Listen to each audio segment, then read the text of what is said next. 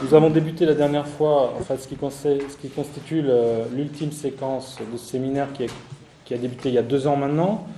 Donc ce sont 4 séances un petit peu exceptionnelles si on veut, puisque nous allons recevoir successivement les 4 chercheurs dont les noms étaient les plus cités dans ce séminaire, c'est-à-dire la dernière fois Luc Boltanski, aujourd'hui Laurent Thévenot, et donc Michel Callon et Bruno Latour. Et avec eux, nous allons revenir sur des articles ou des textes écrits il y a 15 ou 20 ans, c'est-à-dire plutôt au début du programme que j'ai dénommé d'une manière tout à fait discutable, Sociologie des épreuves. Donc aujourd'hui, nous avons le plaisir d'accueillir Laurent Thévenot, avec qui nous allons revenir sur un article important qu'il a écrit au tout début des années 90 et qui était paru dans ce premier volume, le premier volume de la série de volumes Raison pratique, dirigé par Louis Quéré et Patrick Faro, qui s'appelait Les formes de l'action. L'article s'appelle L'action qui convient. Donc je vous avais conseillé de le lire, je ne sais pas si vous l'avez fait. C'est quand même plus facile de l'avoir lu pour suivre la discussion qu'on va avoir. Avant de laisser la parole à Laurent, je me propose de faire un peu comme je fais d'habitude, une introduction qui permettra justement de vous remettre en mémoire cet article un petit peu, et puis surtout essayer de faire le pont avec les séances que nous avions eues au tout début de ce séminaire, où j'avais essayé de décrire ce qui me semblait être les postulats communs à ces sociologies des épreuves. Donc on peut faire, si vous voulez, circuler le volume. Bien, alors peut-être préciser d'abord, pour ceux qui n'ont pas lu, que cet article a pour but de poser les bases d'une théorie de l'action renouvelée.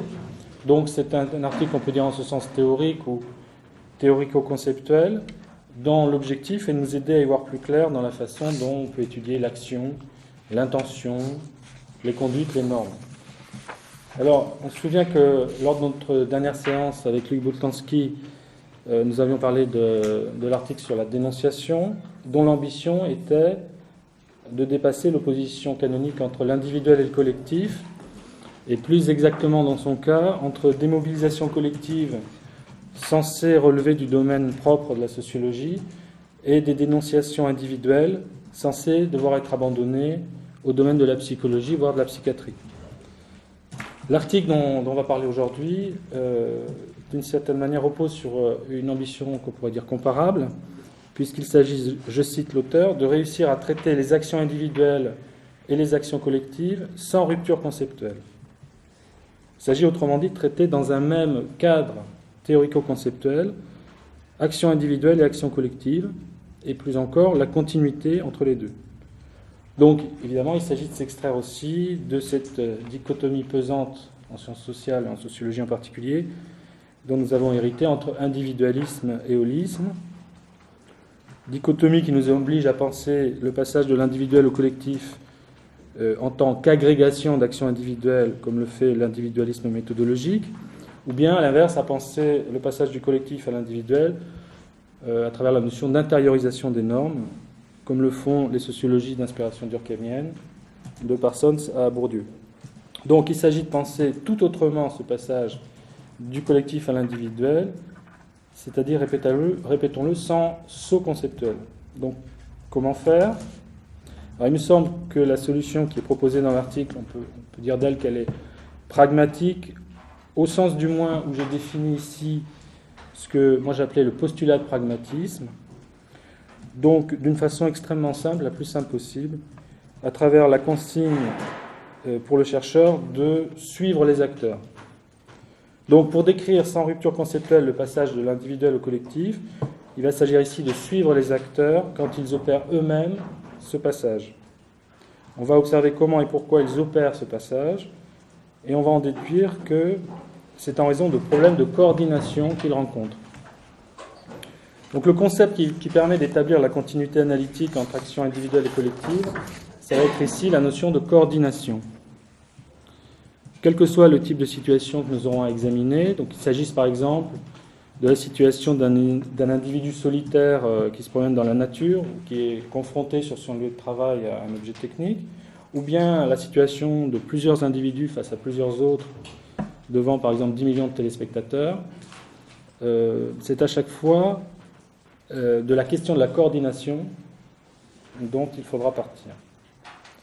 Donc cette entrée privilégiée par la coordination conduit l'auteur à honorer un autre postulat important des sociologies de l'épreuve, celui que j'ai appelé postulat de pluralisme, ou si l'on préfère d'hétérogénéité de l'action, puisqu'en effet suivre les acteurs dans les problèmes de coordination qu'ils rencontrent conduit rapidement à identifier des types de situations différents, ou plus exactement, je cite l'auteur, des registres d'action différents, selon que la prise en compte d'un autre ou d'autres personnes pèse plus ou moins sur le déroulement de l'action et le jugement sur son accomplissement.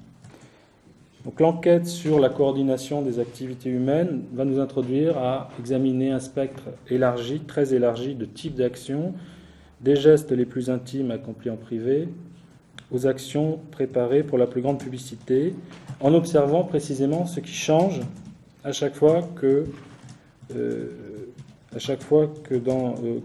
l'on passe de ce que l'article n'appelle pas encore un régime d'action ou un régime d'engagement à un autre, ce qu'on pourrait aussi appeler d'ailleurs peut-être un régime de coordination.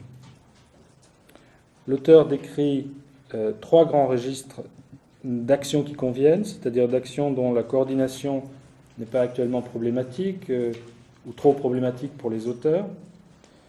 D'abord le niveau des convenances personnelles, auquel correspond le geste intime réussi. Donc là, je vous renvoie à la page 52, il y a une superbe description de l'installation de l'auteur dans son fauteuil devant son ordinateur personnel, et surtout de ce que ça implique comme type de coordination. À ce niveau-là, donc celui d'une action qui convient pour soi localement, le jugement sur la situation tend à relever, je cite, d'une expérience corporelle du succès.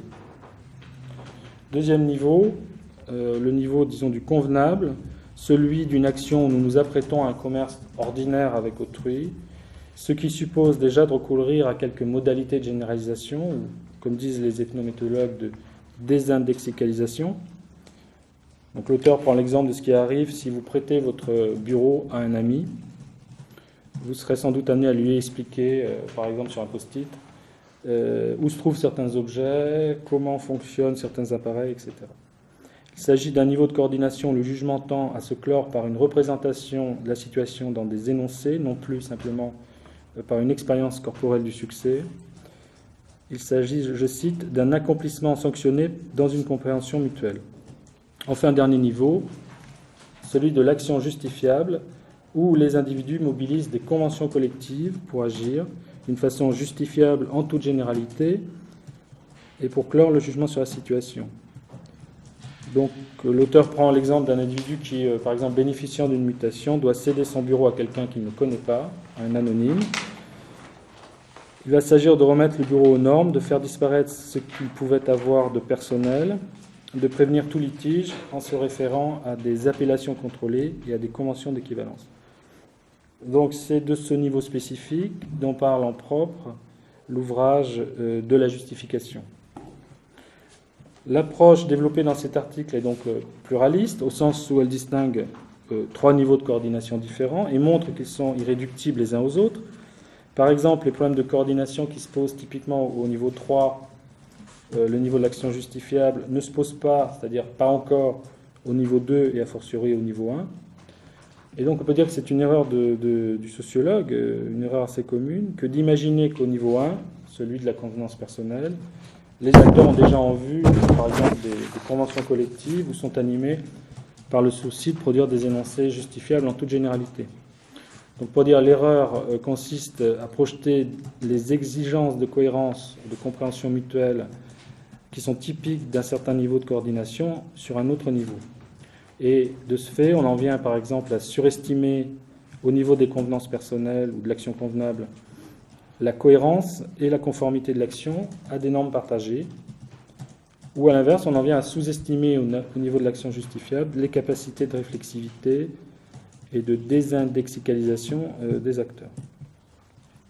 Peut-être on peut souligner au passage que cette prise en compte donc, du pluralisme de l'action, si on préfère de l'hétérogénéité de l'action, pourrait être une façon de dénouer un certain nombre de paradoxes sur lesquels insiste par exemple Pierre Bourdieu dans sa théorie du sens pratique, paradoxe qui tourne autour de l'existence ou de la non-existence de ce qu'il appelle une logique de la pratique, puisque ce problème, pourrait-on suggérer, vient de ce que les trois niveaux de coordination qui sont ici distingués sont, chez des auteurs comme Bourdieu, tendent à être rabattus sur un seul et même plan, celui de la pratique, et ce rabattement occasionne le problème de savoir quel type de clôture du jugement est vraiment à l'œuvre dans cette pratique. Est-ce que c'est celui des convenances personnelles où l'exigence de cohérence et de justification logique est faible, ou plutôt celui des conventions collectives où elle est forte. Bon, je n'insiste pas par ailleurs sur la mise en œuvre dans l'article d'un autre postulat que celui que j'ai appelé de sens de la justice, parce que la chose est assez évidente d'après ce que je viens de dire. Le niveau 3, celui de l'action justifiable, restitue précisément les situations où le sens de la justice des acteurs se déploie pleinement et explicitement. Et peut-être on voit aussi ici au passage que c'est une lecture erronée de la justification qui mène à y voir une théorie générale du social, prétendant rendre compte de tous les types de situations, puisque, comme le souligne cet article en plaçant dans son cœur le postulat de pluralisme, les situations où l'action n'est pas encore justifiable et où la justification n'est pas encore une préoccupation des acteurs sont extrêmement nombreuses. C'est aussi pourquoi on retrouve dans cet article cet autre postulat que j'ai appelé de compétence, l'idée autrement dit que les acteurs sont dotés d'aptitudes et de savoir-faire multiples. Ces compétences, et donc aussi ces incompétences, parce que j'ai essayé de montrer qu'on doit penser les deux ensemble, se manifestent en l'occurrence dans le fait que pour les acteurs de savoir agir et juger de la façon qui convient, à chaque niveau de coordination où ils se placent, mais aussi dans le fait de savoir changer de niveau de coordination, et donc de savoir changer de façon d'agir et de juger lorsque la situation l'appelle. Il s'agit, je cite, d'observer l'aptitude des acteurs à passer d'un cadre de l'action à l'autre, aptitude qui devrait occuper une place centrale dans une théorie de l'action. Bon, j'en viens à un autre postulat de sociologie de l'épreuve qui occupe, à mon sens, dans l'article, une place prépondérante, c'est celui que j'ai appelé d'anti-essentialisme. Il se manifeste d'abord à travers l'idée que la coordination renvoie à deux exigences indissociables. Première exigence, l'acteur ou les acteurs qui se coordonnent doivent pouvoir arrêter un jugement sur ce qu'ils sont en train de faire. C'est ce qui apparaît clairement si on considère par exemple la coordination entre deux personnes.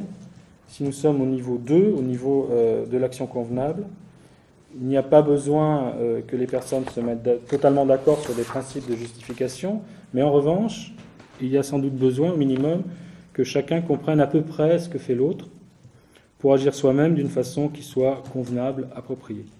Il faut donc que chacun parvienne à produire un jugement sur ce qui est en train de se passer.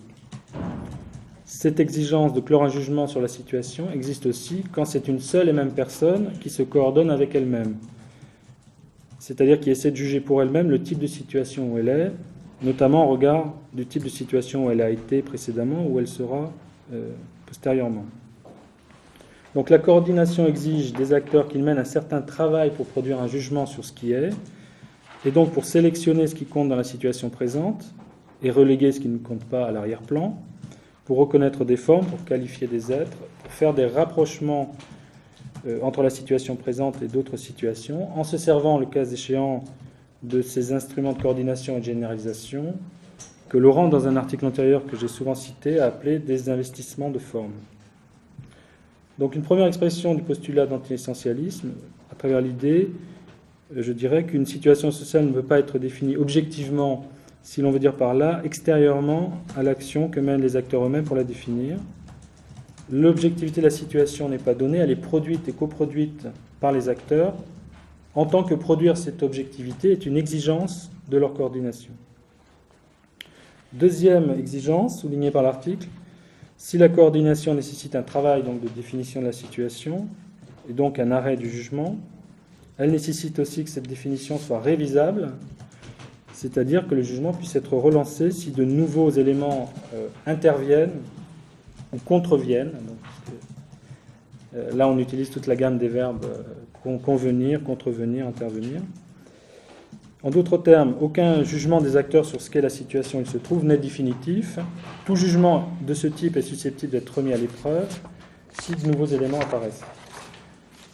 Et c'est là une seconde, me semble-t-il, une seconde expression d'anti-essentialisme, c'est-à-dire que le jugement sur l'action est susceptible d'évoluer au fur et à mesure que l'action elle-même évolue. On notera au passage que l'importance accordée par l'auteur à cette exigence de révisabilité du jugement lui sert à proposer une définition de la rationalité humaine. Cette rationalité se caractériserait par la compétence des individus à considérer que tout jugement qu'ils portent sur une situation reste susceptible de révision. Enfin, on trouve, me semble, dans l'article une troisième expression de ce postulat d'anti-essentialisme, à travers l'idée, très proche, me semble-t-il, de la philosophie pragmatiste d'un Peirce ou d'un Dewey, que l'identification de l'action ne peut se faire que progressivement et dynamiquement. L'action n'est pas immédiatement identifiée par les acteurs, elle ne l'est que progressivement, du fait même, j'y reviendrai, qu'elle réussit ou qu'elle échoue. Donc je cite l'auteur, c'est en examinant les exigences de coordination que l'on peut comprendre comment se dessinent les contours de l'action.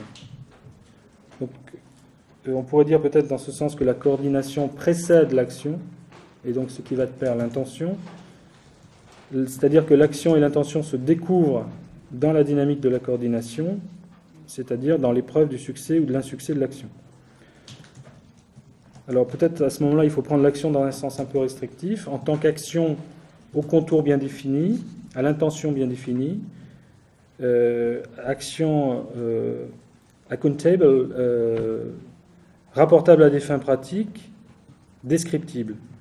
Et je pense que c'est peut-être pour ça que Laurent parle ensuite dans d'autres travaux ultérieurs d'engagement plutôt que d'action, pour désigner l'activité des personnes avant même que le sens de leur action n'ait été clairement défini. Donc on pourrait dire dans le sens que l'action est un résultat de la coordination des engagements. En tout cas, on pourrait dire aussi qu'elle est désessentialisée, ici dénaturalisée. Elle est conçue non comme une chose naturelle, mais comme le résultat du succès d'une coordination, c'est-à-dire, si on préfère, pour parler simplement, comme une performance.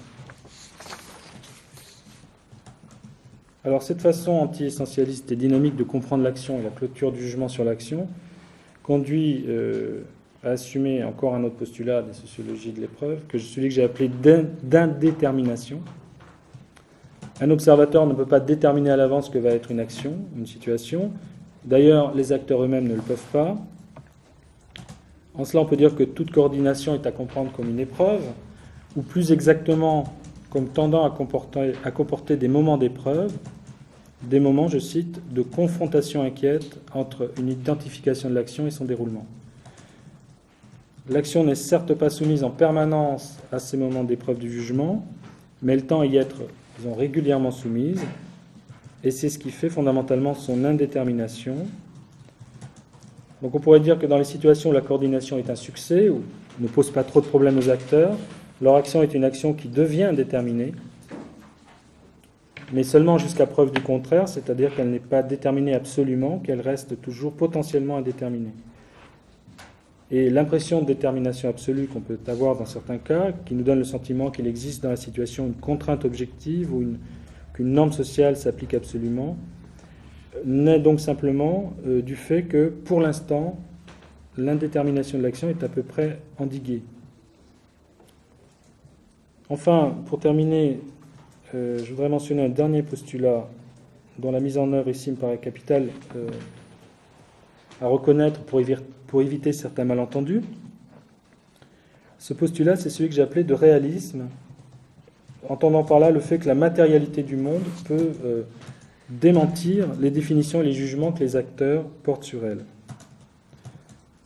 L'anti-essentialisme conduit certes l'auteur de l'article à rejeter l'idée que un monde d'objets et de relations générales, je cite, serait mis naturellement à disposition des acteurs, parce que ce sont eux, les acteurs, qui au contraire font l'effort de définir les situations, de produire des jugements sur ce qui est réel et ce qui n'est pas réel, et donc aussi de se servir d'investissement de forme pour exhiber des similitudes et des équivalences.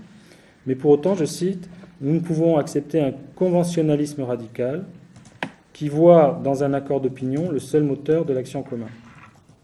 Autrement dit, l'anti-essentialisme ne doit pas mener à l'idée que l'action et le jugement seraient de simples jeux de mots, Ce sont d'abord des confrontations avec la matérialité du monde, donc des épreuves au sens fort, car la matérialité du monde peut s'avérer résistante et contrariante, c'est-à-dire que l'action et le jugement peuvent échouer. Donc c'est pourquoi, comme je l'ai dit, Laurent défend l'idée qui me semble très proche de la philosophie pragmatiste que, je cite, l'identification de l'action est liée à l'appréciation de sa réussite, c'est-à-dire de l'appréciation de la façon dont elle convient.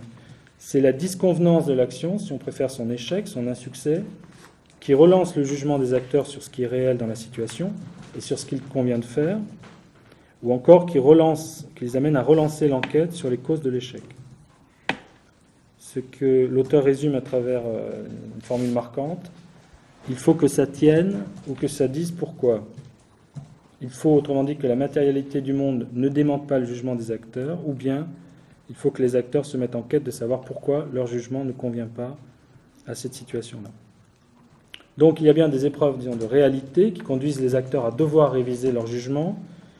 Tout ne peut pas être dit ou fait ou être dit impunément face à la matérialité du monde, telle qu'elle se manifeste non seulement vis-à-vis des objets, mais aussi vis-à-vis des autres individus humains ou vis-à-vis même de son propre corps. Bon, je prends un exemple personnel. Imaginons quelqu'un qui dit qu'il n'est pas atteint par telle ou telle maladie mortelle.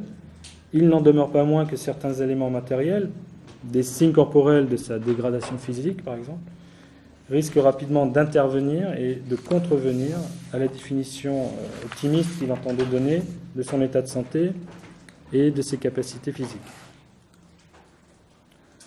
Donc on peut souligner qu'au passage que cette façon de reconnaître dans ce que j'ai appelé un postulat de réalisme conduit l'auteur à dépasser l'opposition entre humain et non-humain, suivant en cela la perspective ouverte par l'anthropologie des sciences et des techniques de Calon et Latour, puisque l'épreuve de réalité ne se joue pas simplement par rapport à la nature, c'est-à-dire par rapport à des objets, des corps, elle se joue également par rapport à d'autres humains, lorsque ceux-ci agissent et jugent d'une façon qui contrevient à la nôtre.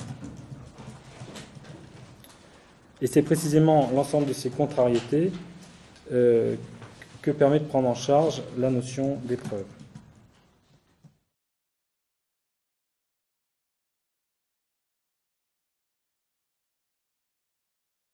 Merci. Alors d'abord, merci pour cette excellente formule que Cyril a organisée là depuis plusieurs années. Effectivement, maintenant on arrive au vieux à la fin, donc c'est en tant que tel. C'est en tant que tel que je suis convoqué. Et merci aussi pour ce superbe condensé qu'il a proposé, qui va m'éviter d'une certaine manière de le faire en revenant, comme il l'a fait très bien, sur le contenu de l'article. Il me semble qu'il est... il y a des points que je pourrais discuter, mais vraiment sur l'essentiel, il y a beaucoup de choses où... Sur l'essentiel, je reconnais tout à fait l'article. Je préférais peut-être utiliser mon temps pour faire ce que précisément je n'ai pas fait par écrit. C'est l'avantage d'avoir les auteurs en chair et en os, c'est-à-dire de parler, de mettre en perspective, de parler de l'avant, de l'après, des raisons pour lesquelles telle et telle chose ont été faites. En tout cas, vraiment un réel merci pour cette introduction très substantielle, donc vous êtes déjà un peu assommé. Mais bon, nous continuons sans pitié. Alors, moi j'ai obéi au cahier des charges, bien sûr, donc qui était d'abord caractériser le contexte, les éléments du débat, première partie. Deuxièmement, le contenu, les lignes de force, les limites. Et troisièmement, où je serais peut-être plus léger, étant donné ce que tu as déjà fait. Et troisième partie, la réception, la descendance, ce qui s'en est suivi. Alors, sur le contexte, il est clair que ce papier se situe à la fin de la justification, de la reprise de la justification, deuxième mouture avec Luc Boltanski, où chacun de nous deux a le souci de développer, non pas en opposition, mais dans un certain parallélisme, des compléments à ce qui a été fait dans le livre, et donc de répondre aux critiques ou aux malentendus, qui sont encore bien plus nombreux que les critiques, auxquels le livre de la justification a donné lieu. Alors, j'en cite quelques-uns, justement, qui m'occupent dans l'action qui convient, quelques-unes de ces critiques adressées. Alors, la première, qui ne cessera de venir, et qui est cette référence à des biens communs, comme critique de moralisme, d'idéalisme, d'irénisme, et en particulier critique qui oppose à des biens communs les intérêts individuels. Donc les deux termes sont très importants, intérêt à la place de bien et individuel à la place de commun. Sans parler de stratégie ou de pratique, toute catégorie apparemment ignorée dans de la justification. Bon, donc ça, il y avait d'une part à lever le malentendu.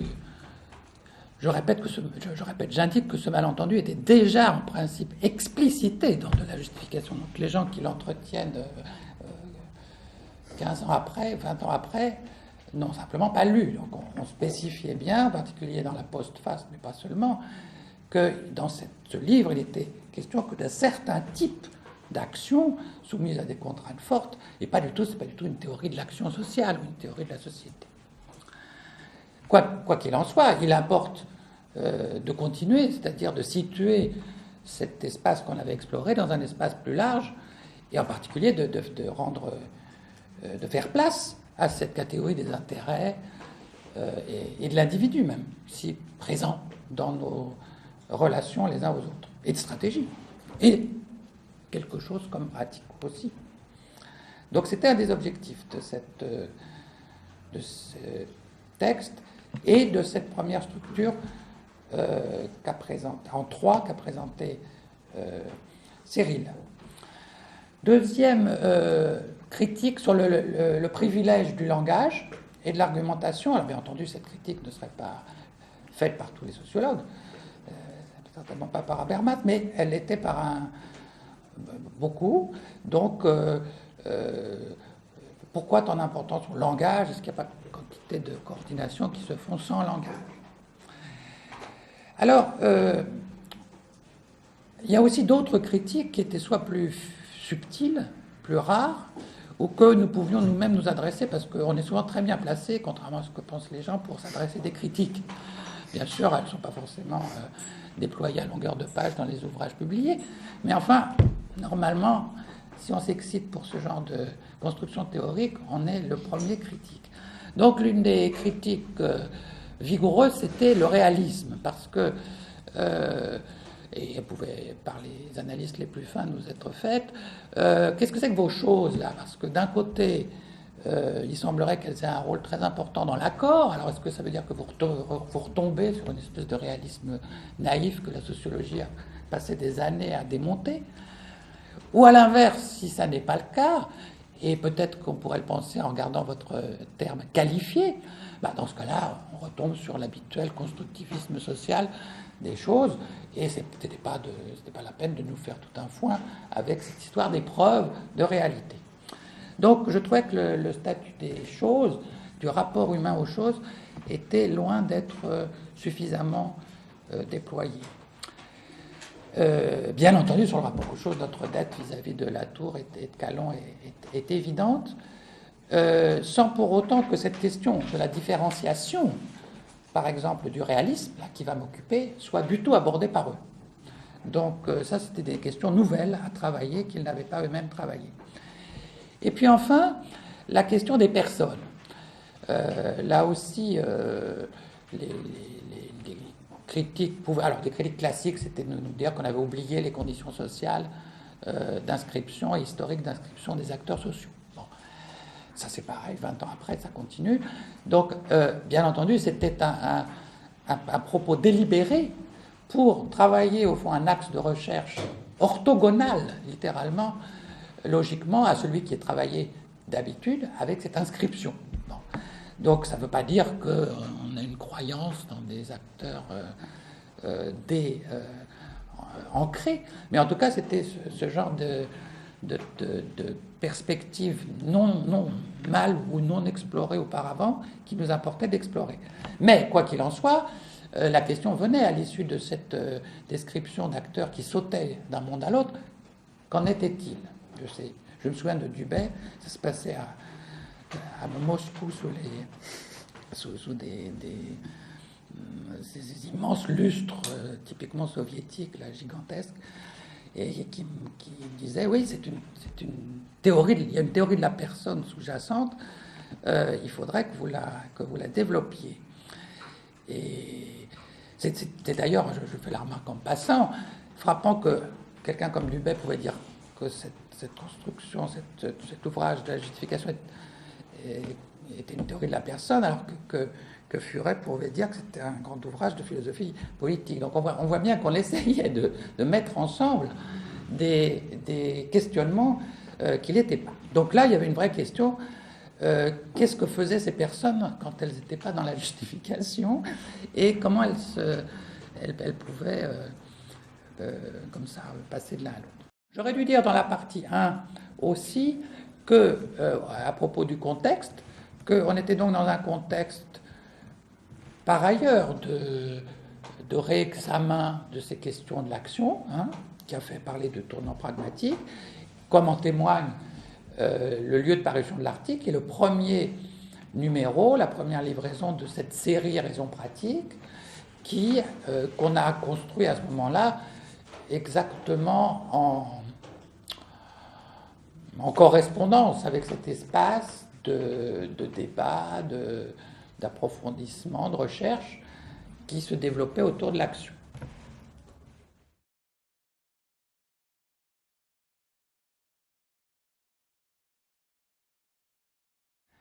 Alors, je dirais aussi et cette fois-ci je me rapprocherai un peu plus de l'exposé du contenu par Cyril, qu'il y avait dans l'autre sens, des critiques venant de notre part à d'autres théories sociologiques qui me semblaient nécessiter des compléments de recherche. Alors, effectivement, la question centrale était celle de l'action.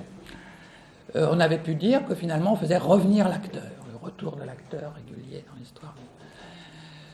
Ou encore, alors là c'est vraiment aussi les lectures les moins lucides, qu'on faisait revenir, qu'on se donnait des acteurs individuels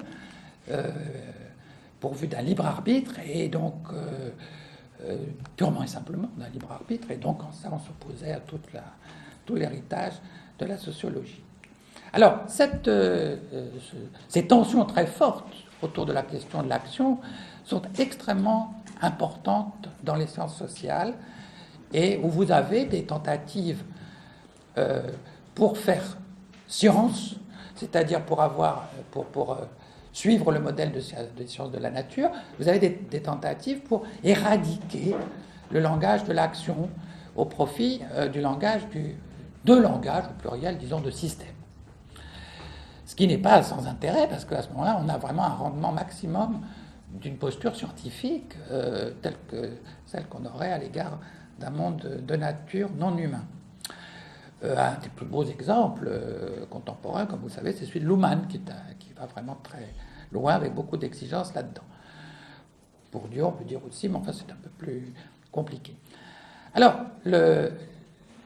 au fond, une des idées principales de l'article et de la démarche et de la motivation de ce retour à l'action, c'est pas simplement, c'est de faire place à cette catégorie pleinement, et du coup d'ailleurs d'accepter que les sciences de l'homme en société ne sont pas des sciences comme les autres. Comme vous le savez, c'est aussi ce débat s'inscrit dans une très longue tradition sur la spécificité ou pas de ces sciences, qui remonte à Dilthey ou même plus en amont si on veut, où on cherche s'il n'y a pas une spécificité de ce domaine qui tiendrait au fait que les objets sont des êtres humains en action. Alors, ma réponse,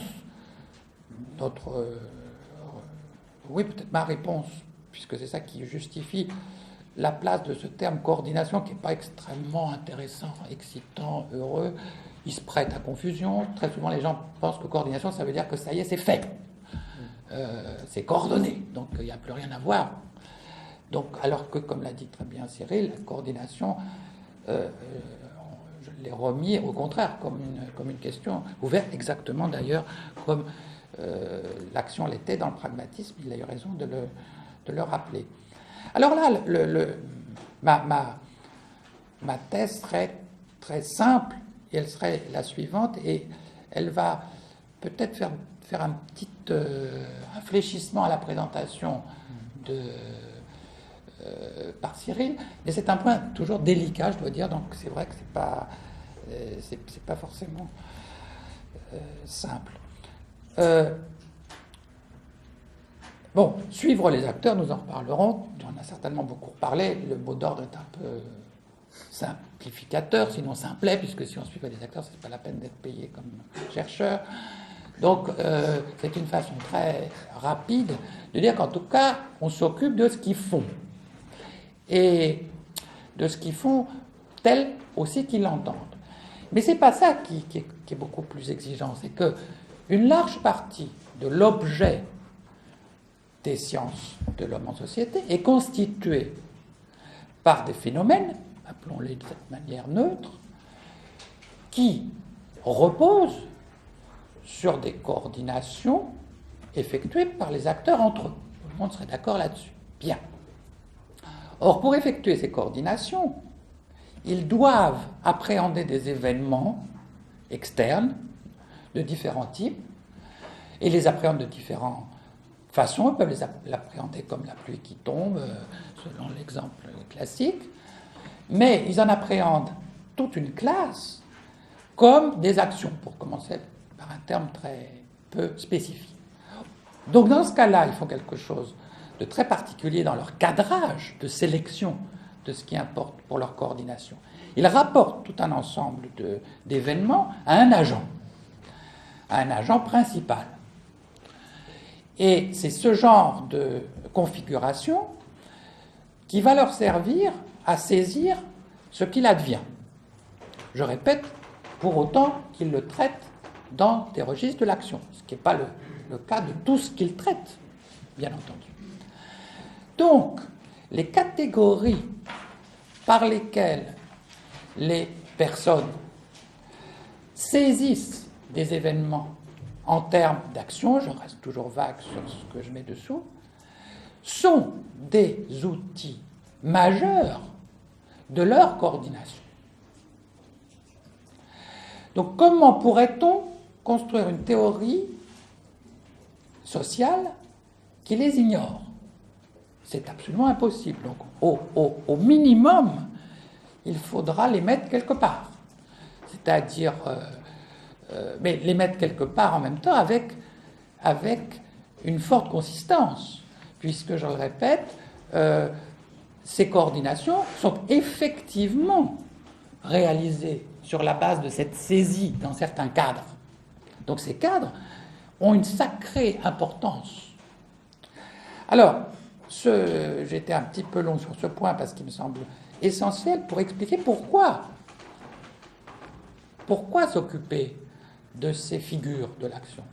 Pas pour multiplier les théories de l'action comme l'ont fait les sociologues antérieurement, pour essayer d'appréhender le travail que font les acteurs de saisie, d'appréhension d'événements dans des formes qui reconnaissent, je le répète, principalement un agent humain, donc là on s'éloigne tout de suite de la tour et Calombe, et qui vont leur permettre de se coordonner. Bien entendu, la coordination peut être une lutte, un combat, un conflit, là aussi contrairement à des malentendus durables.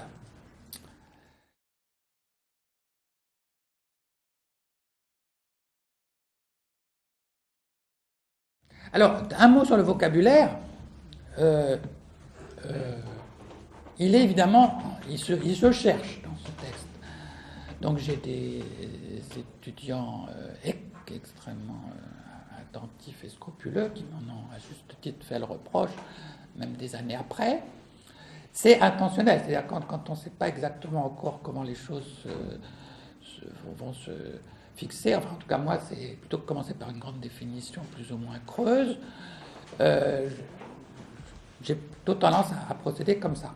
Donc là, on a un vocabulaire, je le rappelle, assez divers.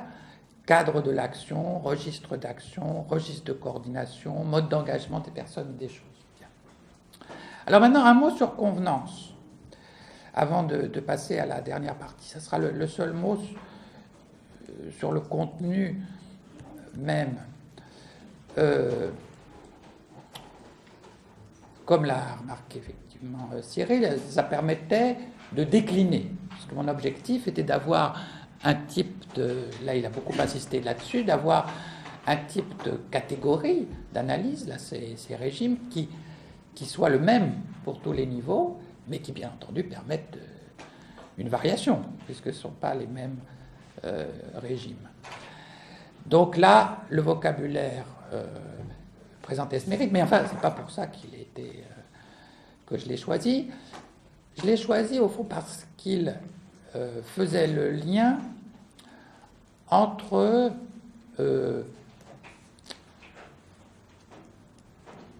ajustement et félicité. Le vocabulaire de l'ajustement aussi peut être un peu utilisé, et là, alors là, je l'abandonnerai décidément. Parce que ajustement, évidemment, peut nous renvoyer des tas de théories, notamment en économie évolutionnaire ou à leurs ancêtres darwiniens sociaux. Et précisément ce vocabulaire manque le propre de la sémantique de l'action. Donc, je laisse côté ajustement. Mais je le rappelle ici à propos de la rencontre de la réalité. Et félicité, je prends félicité puisque tout le monde le connaît bien, puisque ça vient de... je ne sais pas si c'est Goffman qui l'a inventé, mais en tout cas c'est chez Goffman. Bon, souvent, curieusement d'ailleurs, souvent, en dépit du sens du terme, c'est rabattu sur ajustement. Ça a marché. Hein, l'action a marché. Mais moi, dans convient, convenable, convenance, j'entendais autre chose, conjoint à ce ça a marché de l'ajuster, qui après je vais chercher à bien différencier autour précisément d'une notion de bien, dans un sens très élargi de bien, qui comporterait aussi quelque chose qui ressemble à l'intérêt pour le niveau intermédiaire. Mais j'avais déjà ce souci avec convient. Hein.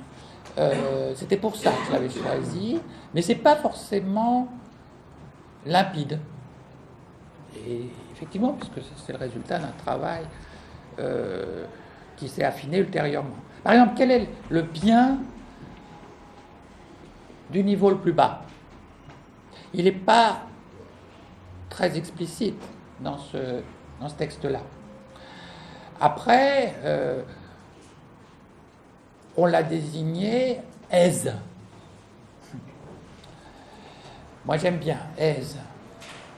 Il y a beaucoup, en français, tout un vocabulaire qui correspond bien à ce régime et qui, justement, se sert de ça. À l'aise, bien sûr, à son aise, etc. Voire en prendre trop à ses aises, qui est typiquement aussi une critique, en tout cas, de ce régime dans un espace qui en réclamerait d'autres.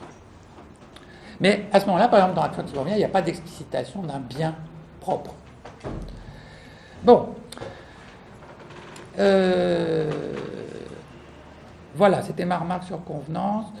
Je regarde sur ce qu'a dit Cyril, puisqu'il a bien collé à l'article, s'il y avait des choses dans mes remarques qui viennent dans cette partie, mais je pense qu'elles viendront plutôt après. Oui, par exemple, les biens, ça, c'est pas travaillé par les pragmatistes du tout. Or, les biens, on en a besoin pour continuer le projet d'une sociologie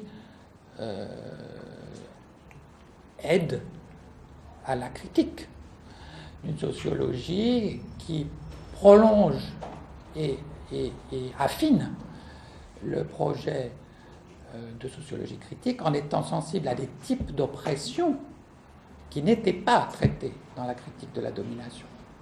Donc la question des biens est cruciale pour nous. De même qu'elle l'est pour la sociologie critique, quels que soient tous les propos tenus allant dans le sens inverse. La sociologie critique est littéralement habitée de ce souci de biens atteints, affectés.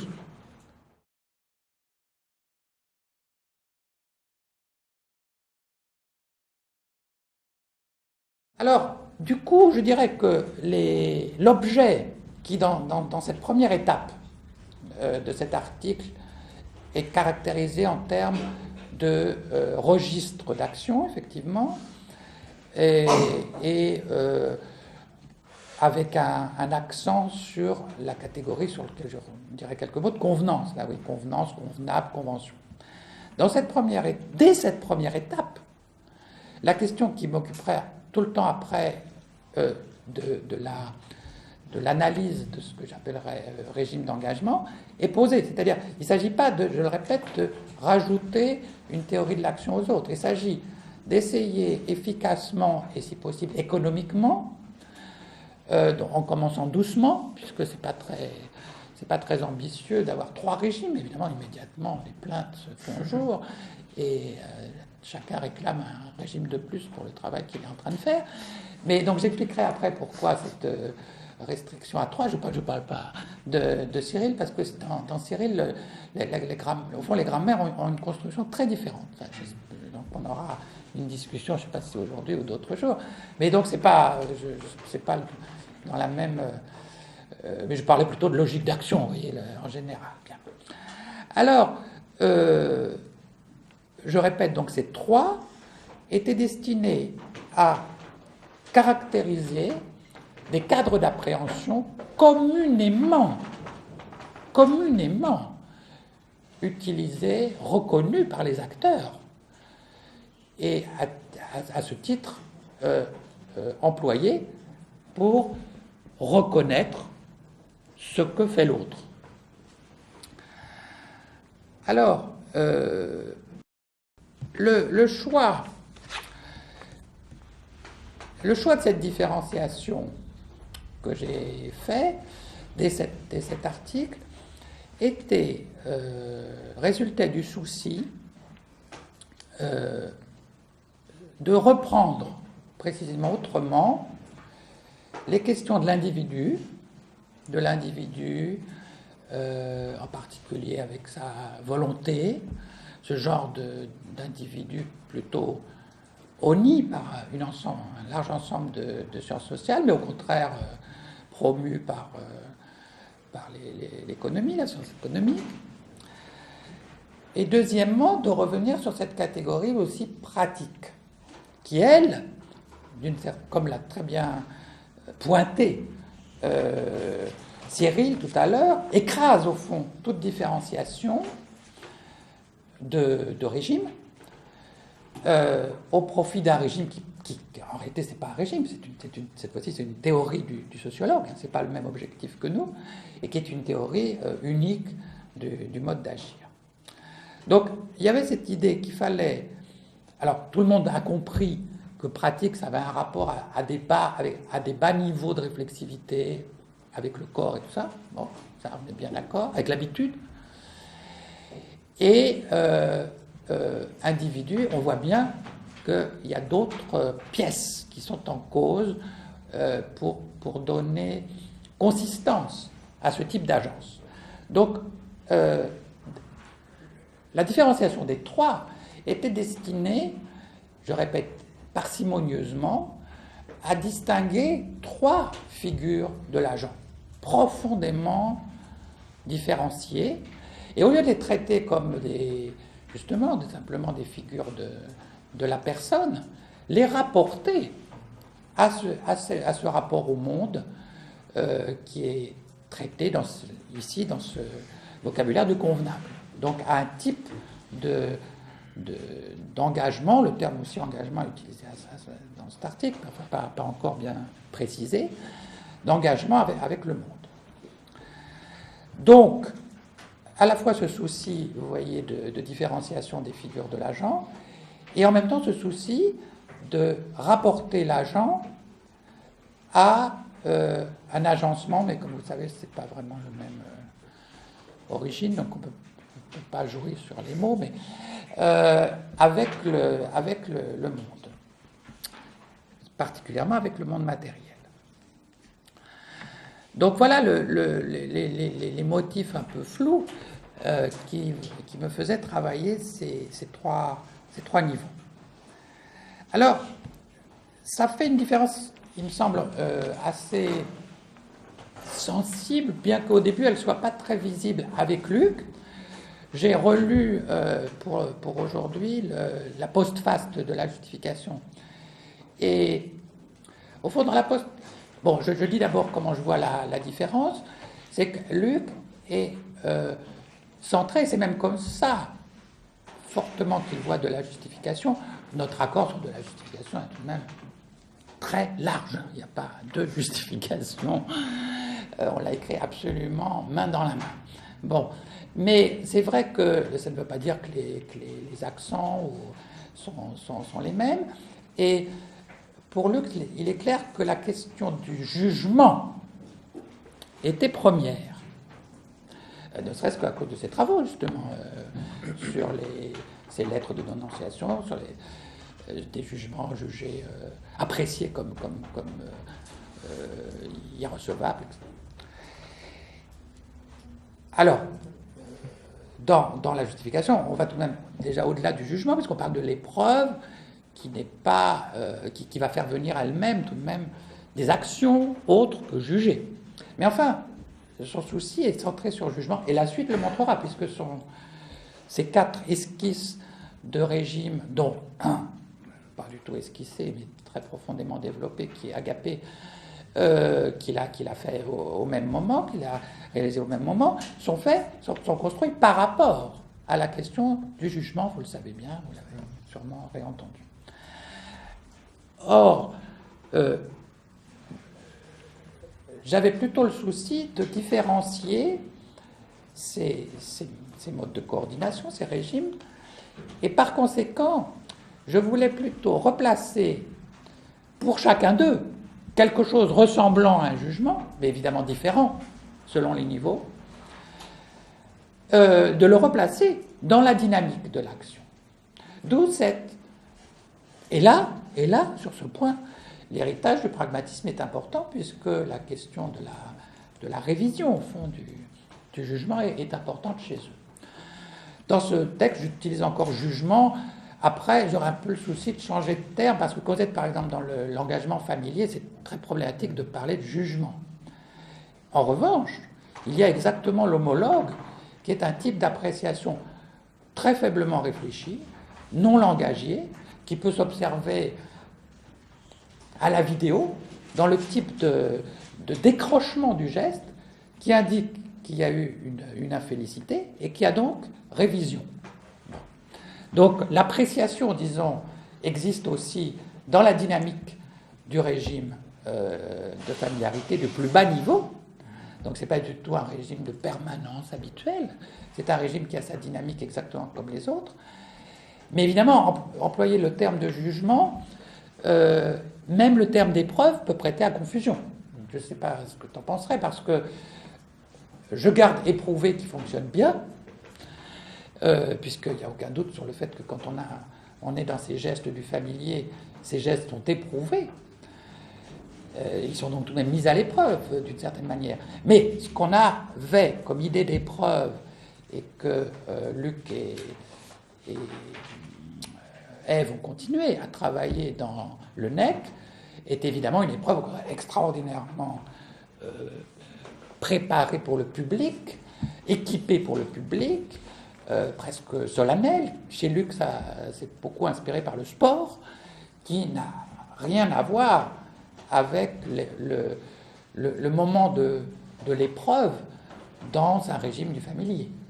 Je prends le familier pour opposer, mais on aurait la même genre de réflexion déjà dans le régime du milieu.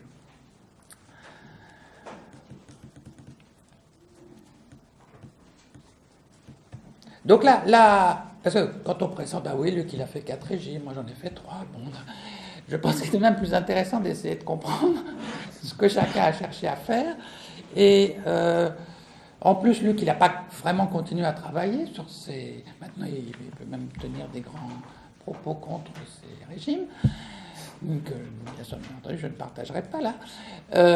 Mais en tout cas, l'agapé a été très subtilement et largement déployé, mais pas vraiment dans cette perspective là que je mettais en place dans l'action qui convient et que j'ai largement développé ailleurs. Encore une petite chose à dire sur cette deuxième partie, c'est-à-dire sur le contenu de l'article. Il n'y avait pas de terrain. Alors là, il n'y avait aucun terrain.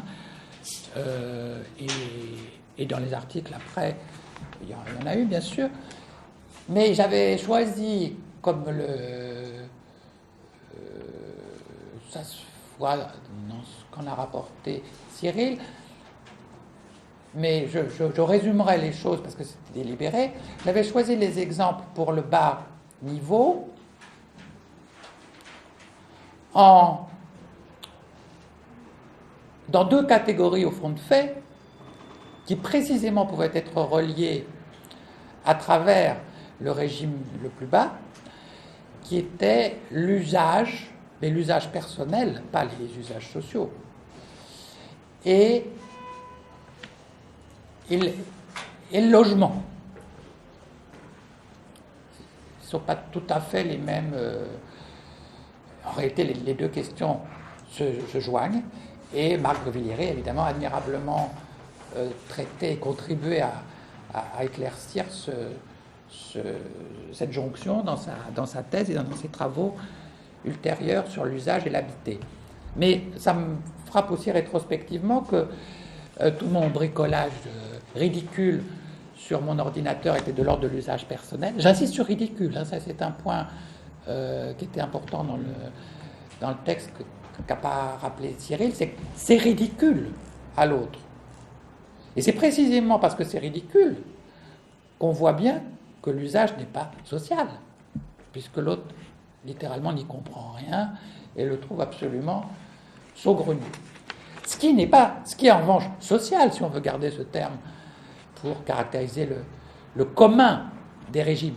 Les régimes sont communs ou sociaux. Sinon, pourquoi s'y intéresser en tant que sociologue ? Mais en revanche, le détail de l'activité à l'intérieur de ce régime, lui, n'est absolument pas collectif. Donc, on ne le comprend que si l'on est dans le même régime d'une part, mais en plus, dans la plus grande familiarité avec la personne en question.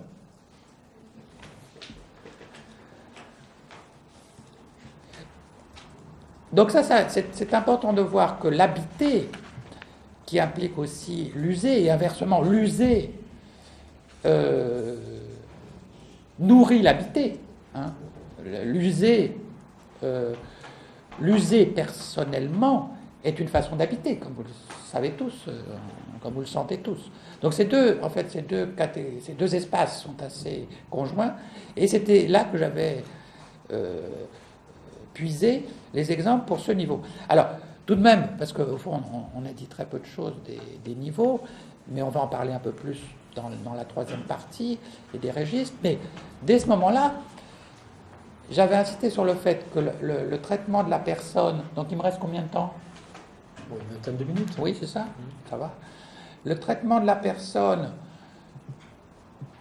la figuration de la personne ou de l'agent, dans le niveau du bas, est profondément différente de l'individu du niveau du dessus.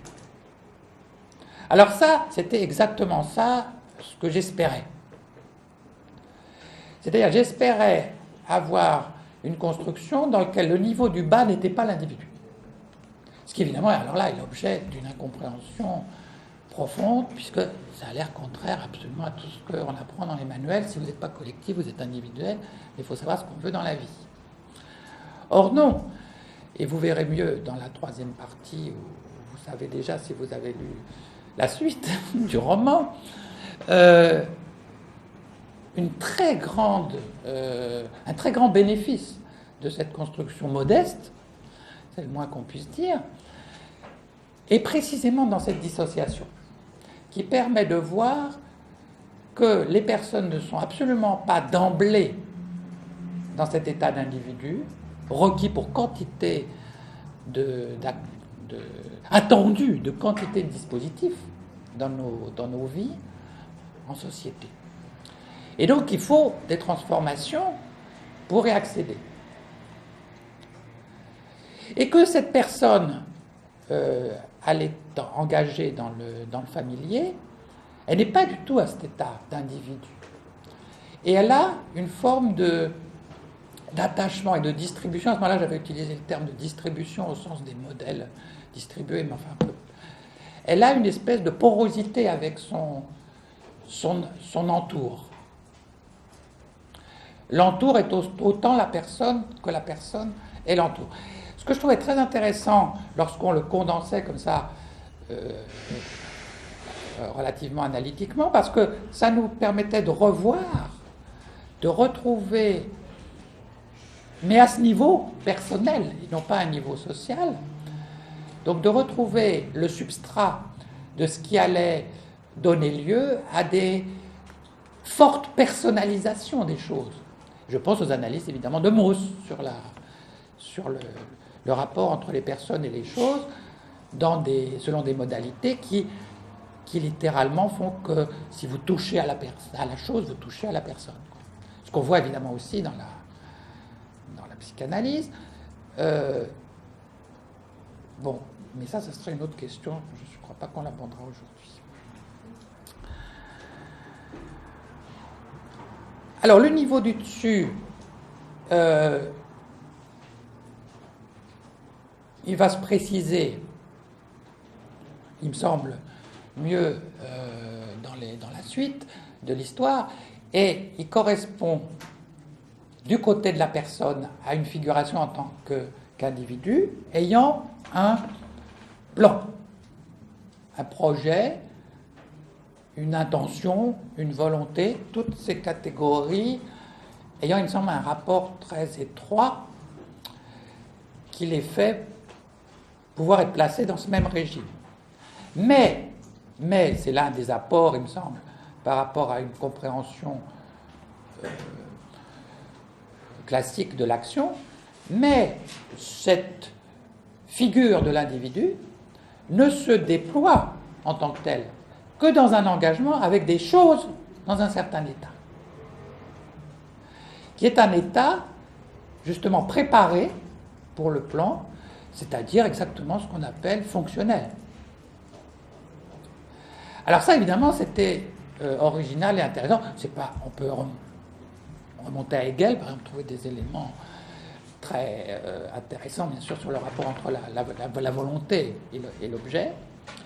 Mais je pense que on le retrouve très bien dans ces catégories dont se servent les gens pour se coordonner, parce que, au fond, je ne verrais bien quelqu'un en tant qu'individu volontaire, voire je ne me verrais bien moi-même en tant qu'individu volontaire que pour autant que mon environnement est préparé pour cela. Et à ce moment-là, oui, je peux dire que j'ai un plan, oui, je peux dire que j'ai une certaine intention, qui peut bien entendu elle-même être révisée, mais j'insiste tout de même, et là peut-être que là il me semble tout de même aussi un écart par rapport au pragmatisme. J'insiste sur le fait que l'appréciation de l'intention n'est pas a posteriori, simplement. précisément, si on est attentif à cet engagement conjoint de la personne et des choses, les choses vont aussi faire preuve du plan. Et c'est pour ça que j'ai donné un exemple de ma fille, parce que j'ai mis mes enfants régulièrement dans des articles successifs. J'en ai que 3, là, maintenant, ça limite l'exercice. Mais donc là, c'était ma fille qui faisait ou ne faisait pas la Vallée Blanche. Bon. Donc, contrairement à une représentation tout de même très classique de l'action, où l'attribution d'intention est a posteriori, purement et simplement, de même que la justification ne serait que, dans cette perspective, a posteriori et donc en réalité ad hoc, arbitraire par rapport à ce qui mouvait les agents, mouvait, à ce qui mouvait les agents. Là, il me semble que c'est tout de même pas de cet ordre-là. C'est même un point très important parce que ça donne lieu à un malentendu ou à des accords, même là, franchement, avec mon collègue proche Louis Quéré. C'est-à-dire que dans un papier récent là, pour le volume Cerisy, il revient là-dessus, sur le fait que le jugement est toujours après l'action, séparé, autre chose. Or, j'espère que là, vous avez senti depuis le début de l'exposé que le projet, là, enfin, la stratégie de recherche, là, est d'intriquer étroitement l'appréciation au cours d'action en caractérisant les deux par ce régime qui gouverne précisément la dynamique de révision. Bon, quant à l'être, il est clair aussi que le régime de justification, à ce moment-là, ça paraissait évident pour moi, mais je me rends compte là aussi que ça ne l'est pas forcément pour tous, ne serait-ce que parce que j'ai dit tout à l'heure d'un certain écart avec Luc. Je reprenais évidemment dans cette construction ce que nous avions fait avec Luc sur la justification comme relevant d'un régime d'action, dans lequel la justification était le moment de l'appréciation par rapport à une dynamique d'action justifiable, d'action préparée pour la justification. Parce que je pense qu'on peut et qu'on agit souvent en préparation d'une éventuelle critique. Donc, justification, puisque la justification n'a pas d'existence sans critique. Alors, donc, sur la dernière partie, cette fois-ci,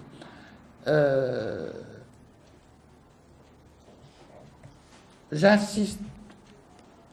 Donc, il y a eu énormément de malentendus sur ce niveau du milieu, parce qu'évidemment, les gens disaient, mais c'est l'action, quoi. C'est l'action, point. Or, précisément, tout l'édifice visait à faire voir ce niveau dans son propre, par-dessous et par-dessus. Au lieu d'avoir l'évidence que c'était ça que faisaient tout le temps les humains, ou, autre posture, l'évidence que c'était faux, puisque je ne rappelle pas que la sociologie de Bourdieu, par exemple, est construite contre le modèle du sujet intentionnel.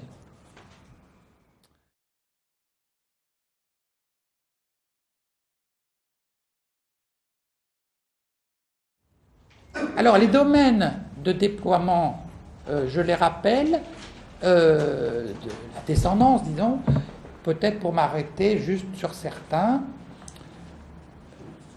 Alors, tout un espace qui était celui des organisations. Alors, l'économie, organisation, et qui touche aussi à ce qui avait été déjà travaillé en économie des conventions. Mais l'économie des conventions, elle est limitée à des niveaux d'assez haute publicité dans les coordinations. Donc là, tout l'intérêt de ce travail, de cette architecture, c'était de pouvoir reprendre des questions qui étaient classiques en sociologie du travail, comme précisément le travail personnel, qui n'est pas que les sociologues du travail s'étaient employés de longue date à opposer à la règle, vous voyez, à la prescription. Et donc on avait les moyens de travailler sur les différents régimes d'activité impliqués dans l'organisation du travail, ce que j'ai fait à partir d'une enquête. Et c'est l'un des articles de la suite qu'il expose, tous ces articles étant réunis et retravaillés dans un livre qui sortira, je pense, avant la fin de l'année, qui retrace cette fois-ci l'ensemble de cette histoire, et dans lequel l'action qui convient a sa place, comme, au fond, première formulation de la construction.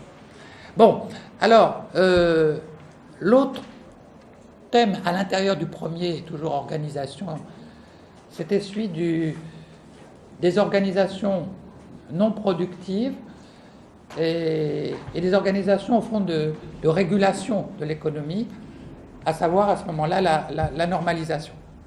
Bon, je ne vais pas m'y étendre ici, parce que je préfère mettre l'accent sur d'autres. Mais enfin, c'était tout de même très important, et si on y viendra tout à l'heure avec Eva, même, dans le séminaire suivant. Je pense que le travail sur les normes prolongeait le travail sur les investissements de forme en étant beaucoup plus attentif à ce que la mise en forme écrase, ou en tout cas doit transformer et aussi oppresser de niveau plus bas. Puisque là, j'avais pris des exemples de normalisation d'objets d'usage courant. Donc d'objets qui sont l'occasion d'un traitement très personnel. Et comment normaliser des objets dont le traitement sera dont l'engagement le plus courant sera personnel. Nous verrons cette question longuement dans le séminaire suivant à propos du corps, qui est tout de même, vous me l'accorderez, un des objets les plus personnels que nous avons, et qui lui-même se prête à normalisation. Donc, deuxième domaine de chantier empirique, collectif, puisque bien entendu tout ça c'est travaillé collectivement après.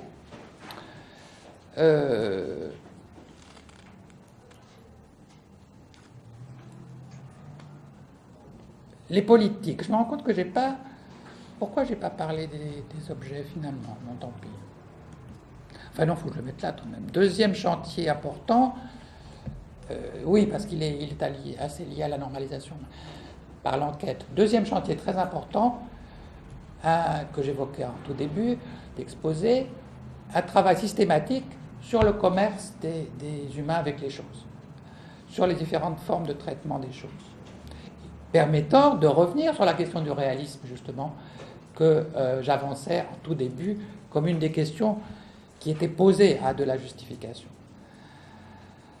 Ne pas du tout sombrer dans le relativisme, mais être attentif au format pluriel de saisie de la réalité, selon les régimes. J'y pense en regardant Cyril, parce que tu étais au séminaire cette année-là, je me souviens très bien. La première année où j'ai commencé là, je te revois. Ah bon? Et malheureusement, le livre n'est pas encore sorti. Alors là, vous voyez la honte. Et il va sortir, et tout de même, entre-temps, il s'est un peu développé. Trop du point de vue de l'éditeur. Parce qu'en réalité, évidemment, le travail qui au début était une enquête sur le commerce avec les choses est peu à peu devenu à faire retour sur via une analyse des régimes du propre, à faire retour sur les personnes, sur ce que j'esquissais il y a quelques instants. De sorte que c'est devenu évidemment quelque chose de beaucoup plus conséquent que le projet de départ, qui était une enquête sur les rapports aux choses. Alors, je disais, enfin on peut appeler ça deuxième, ce que je viens de dire. Troisième, les politiques au regard du proche. Donc là, il s'agissait, et c'est un travail tout à fait collectif, qui a été fait avec une série, donc je les énumère, Marc Révillère premier historiquement, Johann Stavo de Bauge, Luca Pataroni, Romuald Normand, Éric Doisy. Si j'en ai oublié, c'est une catastrophe.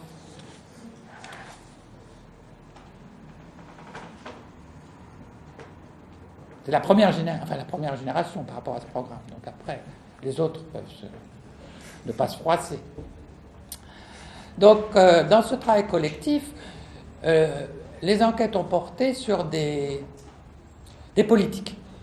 Au fond, c'est un travail sur le macro, sur l'évolution des politiques, et on pourrait dire aussi la crise des politiques publiques, ou en tout cas la transformation des politiques publiques, que nous avons systématiquement, que ce soit politique de l'éducation, avec Normand justement, politique sociale, politique même économique, à travers cette place grandissante des droits, des droits même, on pourrait dire fondamentaux dans la normalisation.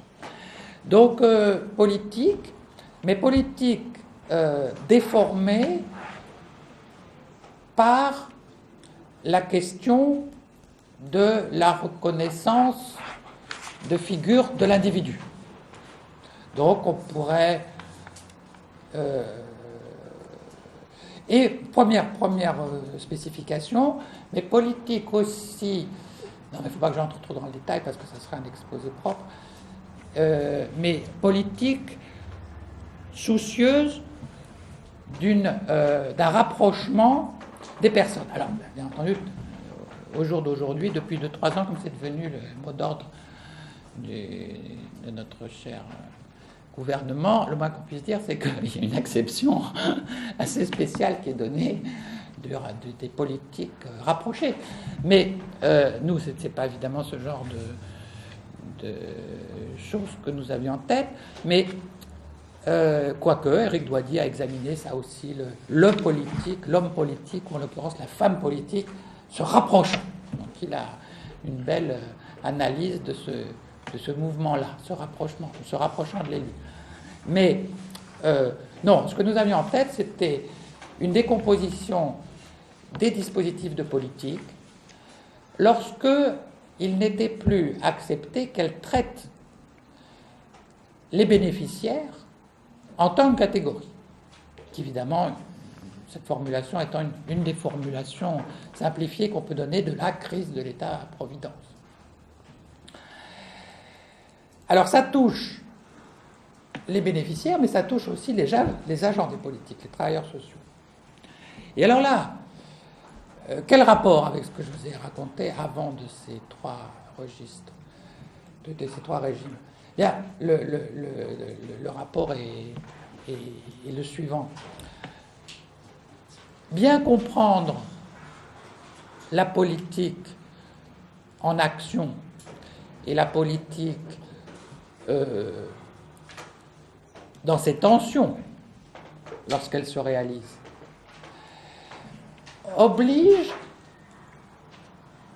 à considérer le cheminement des bénéficiaires. Bénéficiaires, faute de mieux, parce que... Alors ça me semble très important pour cette approche des institutions qu'on a développée, qui est une approche dans laquelle, et là aussi qui est très... Alors celle-là, il y a suffisamment encore... Enfin, il y a beaucoup de choses publiées, mais disons, c'est pas rassemblé, ça le sera. Dans tout ce chantier-là, ce gros chantier collectif, systématiquement, on regarde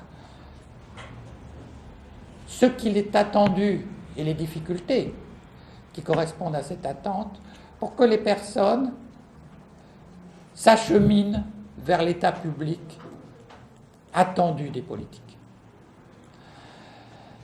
Ce qui est une reprise, au fond, de la perspective critique classique sur les politiques et sur le fait soit qu'elles s'appliquent mal, soit qu'elles ne s'appliquent pas, soit que les gens souffrent de leur application par une discipline.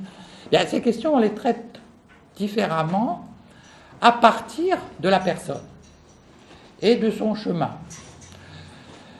De son chemin, c'est-à-dire du fait qu'elle n'est en aucun cas d'emblée dans l'état requis par la politique. et que se mettre dans cet état est très souvent non pas seulement un apprentissage, mais une forte pression sur elle, sinon oppression.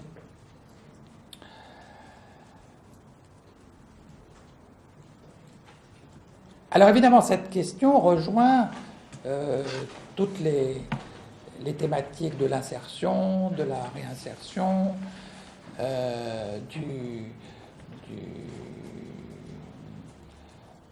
de l'accompagnement, des tutelles, mais généralement elles étaient vues du côté des agents actifs des politiques. Et là, je me retourne vers Claudette, qui est une spécialiste de ces questions-là, donc tout à fait, même Claudette, antérieurement à ce programme, et au début du programme,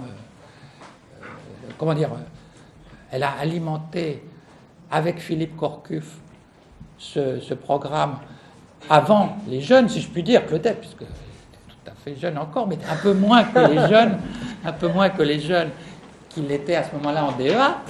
Donc Claudette était avec Philippe un des acteurs de ce volet très important du programme politique localisé au départ, ce qui était déjà l'objet d'une interrogation, et politique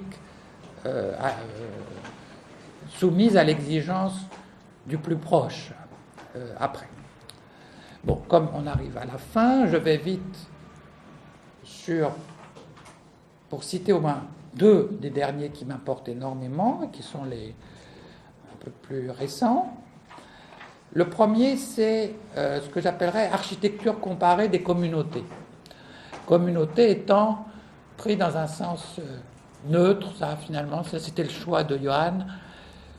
Je m'y suis rallié parce que c'est vrai que c'est tout de même mieux que collectivité et que société, mais surtout, n'entendez pas communauté en opposition à société. Communauté, c'est dans le sens mettre en commun. Alors là encore, il y a eu tout un ensemble de programmes collectifs, avec les jeunes que j'ai cités, avec aussi Bernard Conin qui était impliqué. Et puis après moi-même, j'ai travaillé là-dessus en liaison avec un programme russe. Et puis d'abord, j'ai travaillé collectivement le très beau programme avec Michel Lamont, comparatif France-États-Unis, où Cyril était une pièce majeure avec un... Ah ben si, parce que si tu veux, si on avait... Toi, face à... Cyril était une pièce majeure parce qu'il était en couple avec... Il y avait quelques couples rares, où réellement on avait réussi à faire ce qu'on voulait faire, c'est-à-dire un chercheur américain, un chercheur français, les deux travaillant, en principe, là c'était pas tout à fait le cas, ni pour toi, ni pour moi, sur les deux terrains. En réalité, il y avait que les Français qui travaillaient sur les deux terrains. Mais au moins, ils travaillaient avec les Américains sur l'écriture.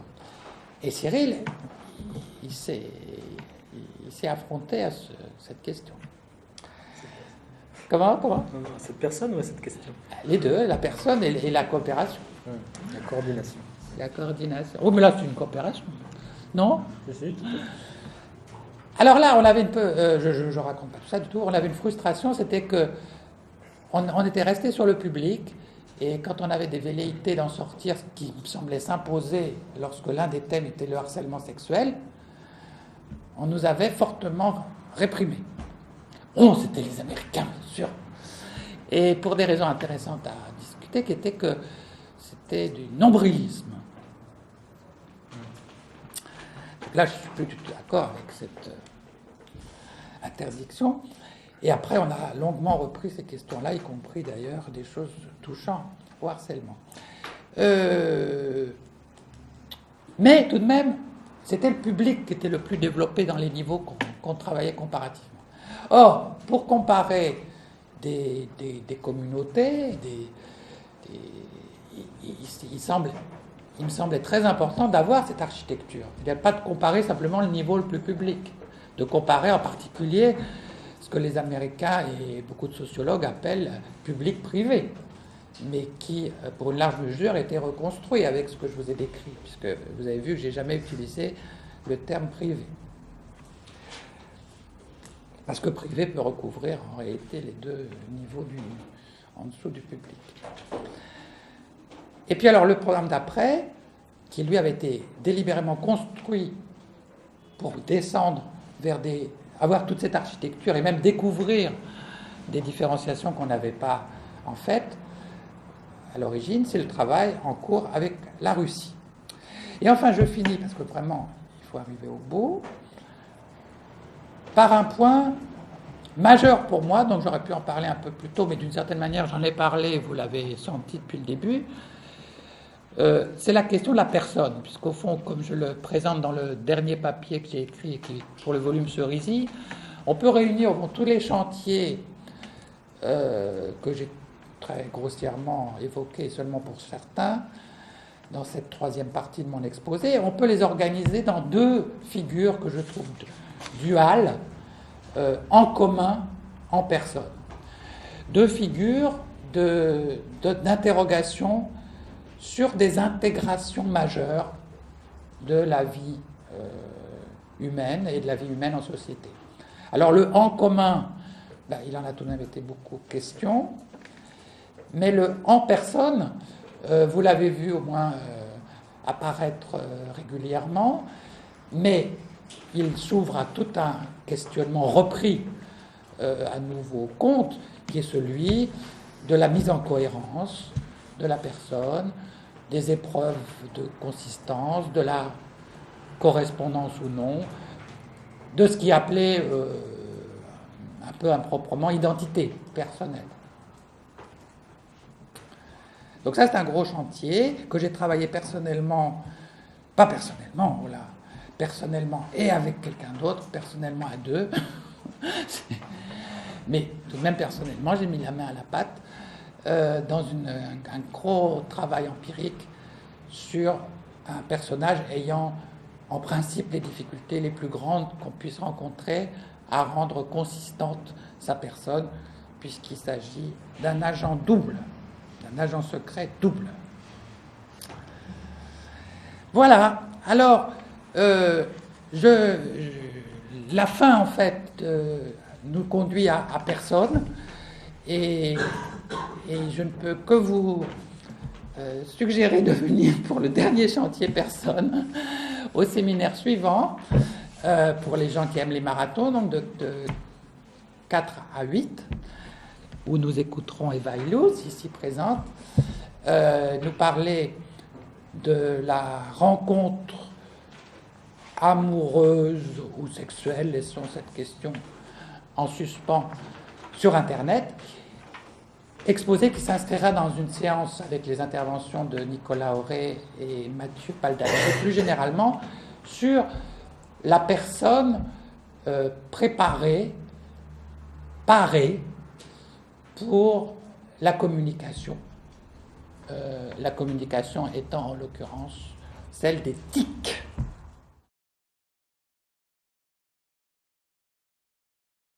Merci à toi, merci beaucoup.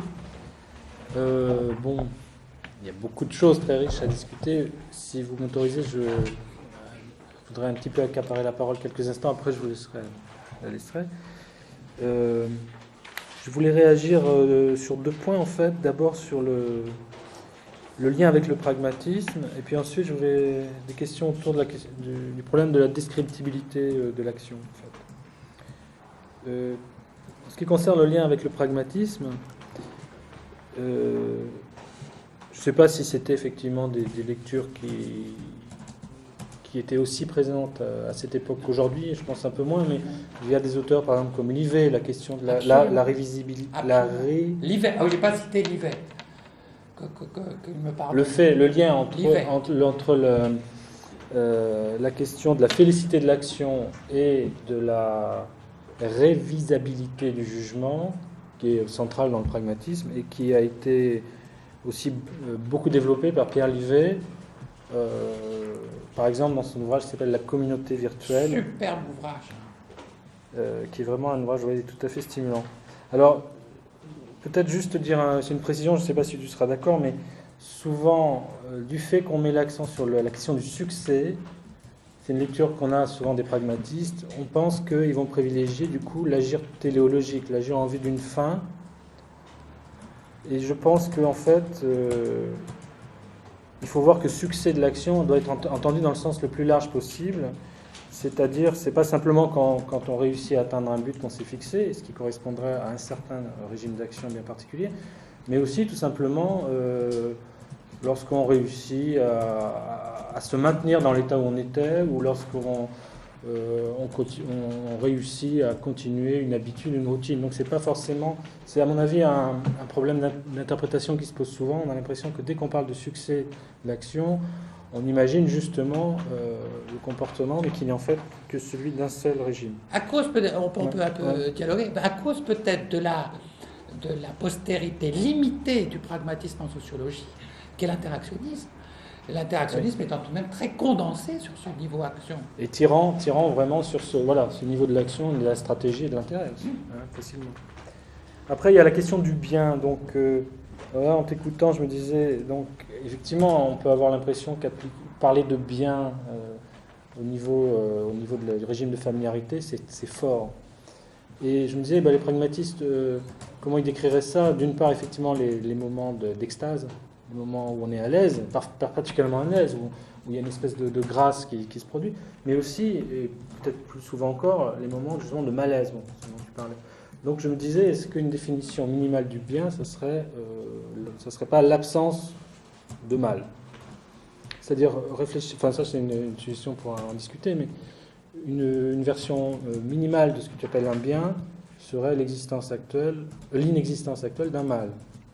Et non pas la version plus forte, peut-être plus exigeante d'un bien défini positivement.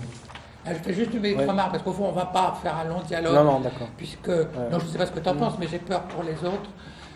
Je trouve très important ce que tu as dit, parce que l'entrée descriptive sera le plus souvent le mal. Hein, ou alors quand il y a un changement comportemental qui manifeste un bien-être absolu. Voilà. Mais alors, en tout cas, ce que je voulais ajouter, c'est émotion. Puisque bien entendu que le soutien, ça j'en ai pas du tout parlé, mais je ne vais pas en parler maintenant, je te laisse continuer, c'est la question de la genèse de ces régimes, d'où ils viennent, ou comment est-ce qu'on peut imaginer les sociétés humaines les construisant. Et c'est clair que ça a un rapport avec un travail sur les émotions. Et là aussi, Livet a fait un splendide livre là-dessus.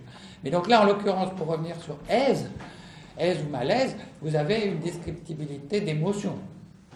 Ça, c'est très net. Bien sûr, il faut être une description fine et souvent vidéo pour revenir sur mais l'émotion va servir à traiter de cette question du bien et du mal. Oui, alors le troisième point, c'était sur l'intention, parce que c'est vrai que moi, je sais pas, je connais pas votre discussion avec Quéré sur ce point, mais je trouve effectivement que c'est une lecture assez particulière que de présenter les choses en disant que l'intention, on pourrait presque dire, est construite ex post. Parce que si on regarde, par exemple, le bouquin d'Anscombe, c'est plutôt l'idée que agir, c'est montrer une intention. Et donc, c'est tout à fait simultané, au contraire. C'est-à-dire que je me dirige vers le frigo, j'ouvre la porte et je prends un gâteau, ça montre que j'ai l'intention de manger un gâteau, voilà, un observateur. C'est pas ex post que... Donc, je crois que, bon, là-dessus, c'est vrai que c'est aussi un des problèmes qu'on a, d'essayer d'expliquer que c'est pas des constructions a posteriori, mais que c'est embarqué dans l'action, si on veut. C'est ce que l'action permet de décrire. Alors après, justement, je voulais venir à ce problème de descriptivité plutôt en posant des questions. Parce que ça m'a apparu clairement quand tu as repris l'article, expliquer que donc l'action est plutôt, on pourrait dire, un mode de traitement de l'événement. Ce serait assez proche peut-être de ce que développe Davidson. Au passage, on pourrait se dire que ça pourrait être une description aussi de ce que font des objets ou des non-humains. Alors là, ce serait proche de ce que disait Dennett. C'est-à-dire qu'on pourrait très bien attribuer des actions à des non-humains. Absolument. Donc, je dis simplement ça pour dire... chez Dennett, c'est une posture. Mais de ce point de vue-là, c'est pas si évident qu'on est tout à fait éloigné de la tour et Calon, comme tu l'as dit. Parce que on ne peut pas, à ce moment-là, présumer à l'avance de la différence humain-non-humain. Il est possible d'attribuer à des non-humains des actions comme on les attribue à des humains. Enfin, peut-être dans certaines sociétés, c'est particulièrement développé, mais même nous, comme le monde des nets, dans la psychologie populaire, on aura tendance, par exemple, à traiter son ordinateur comme une Là, personne. là aussi, je peux Ouais, dialoguer bien sûr. parce que ça a l'avantage de prendre point par point. Alors ça, c'est une question dont je me suis occupé spécialement dès le début du travail sur le rapport aux choses. Justement, des conditions, même des conditions raisonnables Voilà. de traitement de non-humains en tant qu'agent intentionnel, ayant un plan. Alors, ce qui n'est pas la question de la tour, tout de même. Hein. Non, mais comme tu disais que... Parce que je veux dire que la tour, comme chacun sait, c'est un postulat méthodologique de dire on ne va pas commencer par la séparation. Là, je vais examiner pour chaque régime cette éventualité, tu vois, qu'on traite une chose comme l'agent. Bon. Les réponses sont différentes pour chaque régime. Donc, ce n'est pas simplement une espèce de confusion des deux. Là, en l'occurrence, j'avais travaillé avec un doctorant, et ça s'est beaucoup développé depuis, sur tous les appareils, vous savez, tous les appareils électroniques, avec électronique, les appareils photo avec électronique ou vidéo. Il est absolument raisonnable, tout le monde les traite comme des êtres pleins d'intentions, enfin, on les traite de différentes façons, mais très souvent avec des intentions. Mais alors, qu'est-ce qu'il veut faire? Et qu'est-ce qu'il a voulu faire? Je veux dire, dès l'instant, on commence à se demander pourquoi il n'obéit pas, simplement. Parce qu'évidemment, une des caractéristiques des êtres humains, c'est de ne pas simplement obéir. Donc, au moins tout le temps. Donc, puisqu'il n'obéit pas, qu'est-ce qu'il cherche à faire? Donc là, on est exactement en train de basculer dans ce traitement, et ce traitement est complètement raisonnable. Puisque ça ne veut pas dire qu'on a cru qu'il avait une âme. Ça veut dire que la posture était pertinente. Pourquoi elle est pertinente? Parce que cet objet perçoit, cet objet sélectionne ce qu'il perçoit en fonction d'un programme. Donc là, vous avez des pièces qui sont des pièces très centrales pour le régime du plan. Donc, au bout d'un moment, par exemple, si vous avez beaucoup fait de photos puis que vous trouvez sur un appareil automatique, vous essayez peu à peu de comprendre quel est son plan et de jouer avec après, du coup de pouvoir lui faire des choses qu'il ne voulait pas faire. Ce qui est évidemment là encore une manipulation des plans que permet le traitement des autres en plan. J'ai oublié ce petit détail aussi. Donc, tout à fait d'accord. Et donc, Cyril faisait allusion à des nets que je dois citer ou pas dans l'action de surveillance, ou alors c'est après, c'est dans un autre texte après. Dennett a cette réflexion très astucieuse sur justement l'efficace propre d'un traitement du monde, des événements, selon ce mode. Et il dit, moi je faisais très souvent en cours, il dit c'est extraordinairement plus efficace. Et alors il met un humain et puis un martien. Et alors, vous savez comme ils sont, les martiens, ils calculent tout. C'est par parenthèse, c'est les vrais sociologues scientifiques du monde humain. Donc ils n'ont que des modèles systémiques. Et c'est épouvantable leur charge de calcul comparée à celle qu'on aurait en passant par le traitement en action. Vous voyez, pour certains événements. Ça c'est un argument fort pour la posture, enfin comment dire, le traitement que j'ai suggéré de cette saisie en action. D'accord. Donc la question à laquelle je voulais parvenir, c'était une espèce de privilège quand même un peu exorbitant pour la description qui doit être reconnu au régime du plan. C'est-à-dire que, en fait, je me demandais qu'est-ce qui dans un comportement humain n'est pas une action? Qu'est-ce que c'est le contraire d'une action? Est-ce que c'est descriptible? C'est-à-dire à partir du moment où on le décrit, parce que dans l'article tu prends l'exemple de lever le bras par exemple. À partir du moment où je le décris comme lever le bras, j'en ai fait une action, je l'ai découpé, oui, défini, etc. Donc comment est-ce qu'on va pouvoir, enfin je pense que c'est vraiment un problème de description, comment on peut décrire des éléments du comportement humain sans par la force des choses les faire rentrer dans une saisie par le plan. Alors ça voudrait dire aussi, par exemple, je pensais que ce que serait une action involontaire. Alors peut-être, il y a la question de un tic, par exemple, qui serait, qu'on pourrait, enfin ça poserait aussi une question, si on réfléchit à qu'est-ce qui n'est pas une action, hein, et comment saisir ces choses sans les dénaturer d'une certaine manière, je ne sais pas comment dire, sans les amener dans un régime qui n'est pas le leur. Donc je ne sais pas comment tu résous ce problème de description. Alors, la même chose pour l'individu d'ailleurs. Hein.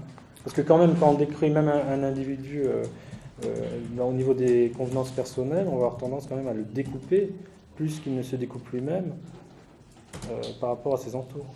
Voilà. Alors ça, c'est vraiment très important. Bon, exagérons pas, n'appelons pas le régime du plan action point, parce que alors là, les gens un tout petit peu distants ne comprendront plus rien. Puisque si vous me regardez tripoter mon ordinateur, je fais des gestes. Donc, bon. Mais vous n'arrivez pas bien à les... Je ne parle pas de maintenant, je parle de l'exemple de l'article. Vous n'arrivez pas bien à les saisir dans ce format de l'action en plan. Alors, là, je trouve très important la question soulevée par Cyril. Parce que c'est celle de l'exorbitance du langage ordinaire. Plus exactement, du langage utilisé dans son mode ordinaire. Parce qu'heureusement, nous avons une infinité pas une infinité, mais je veux dire, nous avons une grande variété d'autres usages du langage. Mais ça ne fait aucun doute sur le fait que l'utilisation du langage ordinaire par opposition, je ne sais pas, par exemple, à un travail poétique, dans la poésie, vous n'avez pas beaucoup d'actions en plan. Enfin, il peut y en avoir, je veux dire, il n'y a pas de raison qu'il n'y en ait pas, mais ce que je veux dire, c'est que ce n'est pas ça qui va être recherché. Même en laissant de côté les formes esthétiques, lorsque vous rapprochez de quelqu'un, là d'ailleurs c'est une question qu'on va voir aussi dans le prochain séminaire, lorsque vous rapprochez dans l'intimité, d'abord évidemment la place même du langage va changer, mais même l'usage du langage va changer.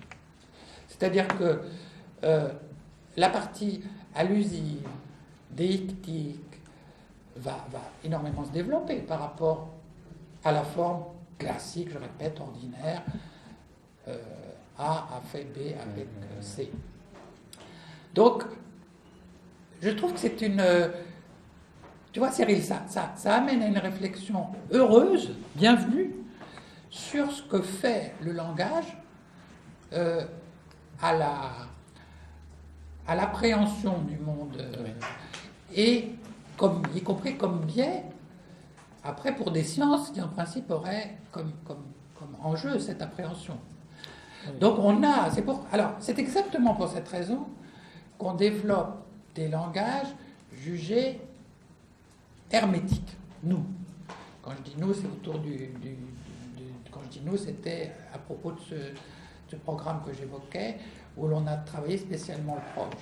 C'est parce qu'on est obligé de travailler le langage pour empêcher l'évidence du format plan.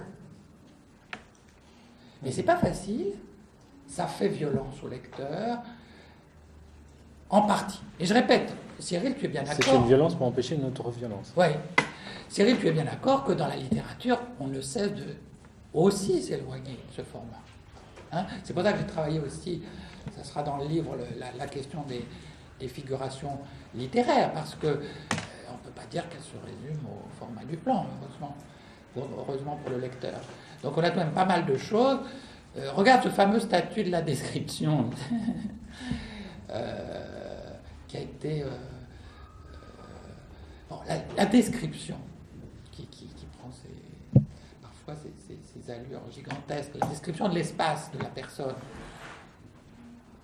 Chacun comprend que c'est la personne. Chaque lecteur a compris que c'est la personne. Et pourtant, même si la description fait venir des gestes éventuellement de la personne, elle n'est pas du tout faite dans le format du plan. Donc je pense aussi que il y a des formes classiques littéraires qui nous donnent l'exemple de cette exploration, de cette description, de ce compte-rendu, selon d'autres régimes. Tout à fait. Bon. Est-ce que vous avez des questions, des remarques, des objections? Non? Peut-être, moi j'avais. Alors je reprends la parole. Juste une dernière chose. Parce que, en lisant l'article, j'ai trouvé au départ qu'il y avait un côté, je dirais presque weberien, dans le sens qu'il y a l'idée que toutes les actions ne sont pas sociales. Ah oui, parce que j'ai pas parlé d'éthique. T'as pas parlé de ça? L'éthique tout à l'heure. Non, je ne mettrai pas les.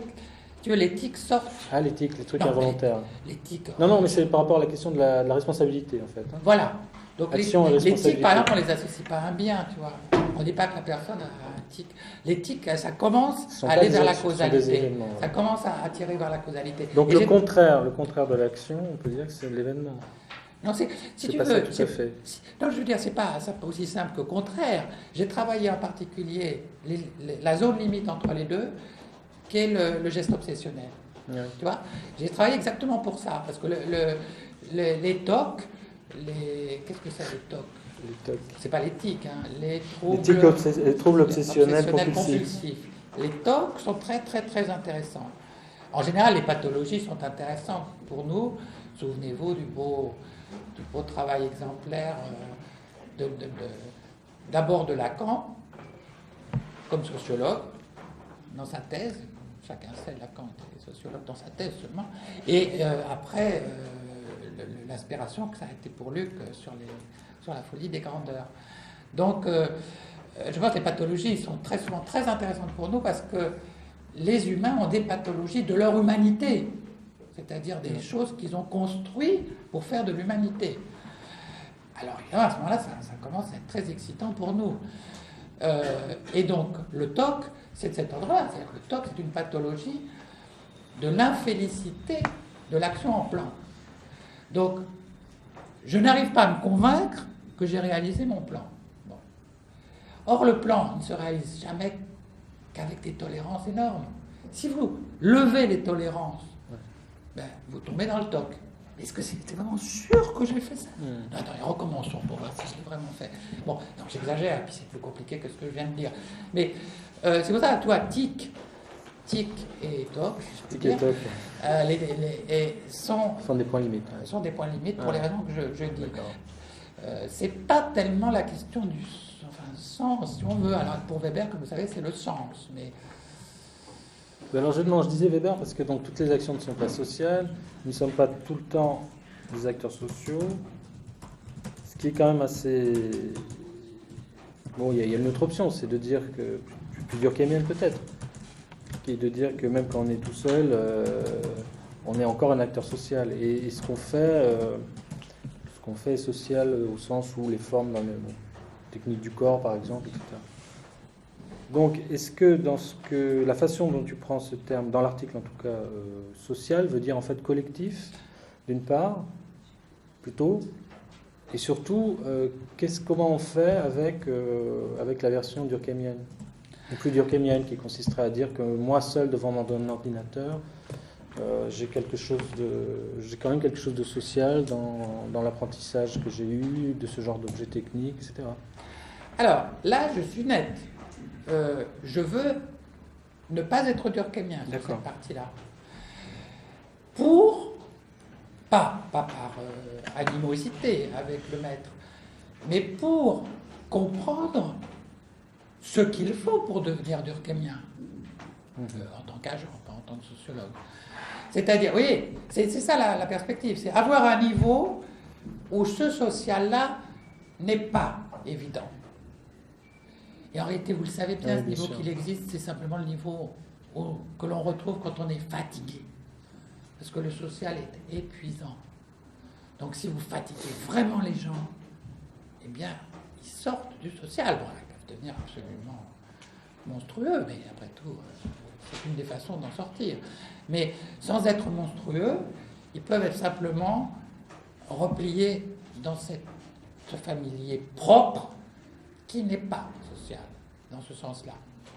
Et je répète aussi que les régimes ne m'intéressent que parce qu'ils sont sociaux, cette fois-ci, au sens où ils sont reconnus communément.